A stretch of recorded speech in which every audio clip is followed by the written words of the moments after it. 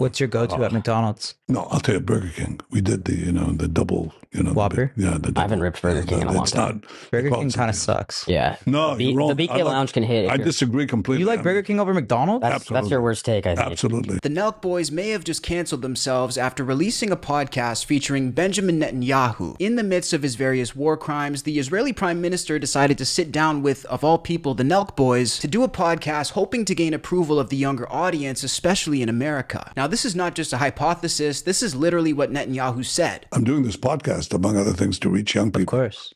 You guys are pretty young. I mean, 30 years old. 30. 30.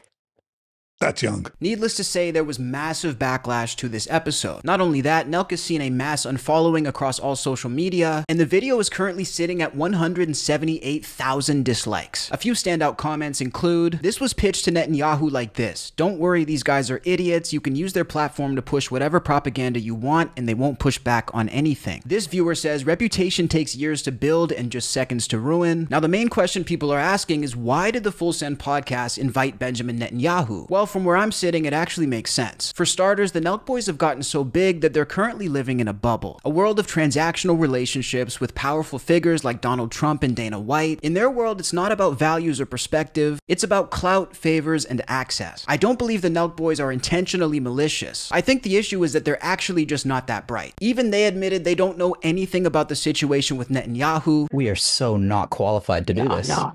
That's what's interesting about this.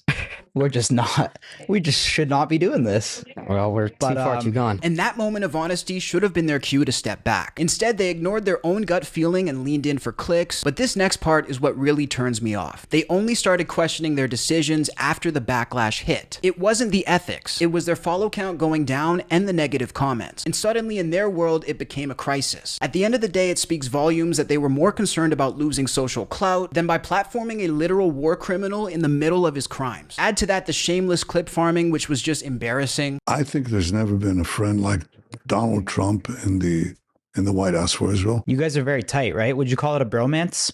Well, you might. I mean, we've known each other several decades. This entire interview completely backfired. These guys turned a devastating humanitarian crisis into a content grab. But the silver lining in this situation is that people actually saw through it. And many people have commented it's actually restored their faith in humanity. Now, I don't have anything against the NELK Boys personally, but I think their lack of knowledge and understanding of the world really shows in this situation. What do you guys think about the Full Send podcast interview with Benjamin Netanyahu? Were they wrong to have him on? Or is it freedom of speech and we should let everyone have their say? Let me know down below in the comments and subscribe for more videos.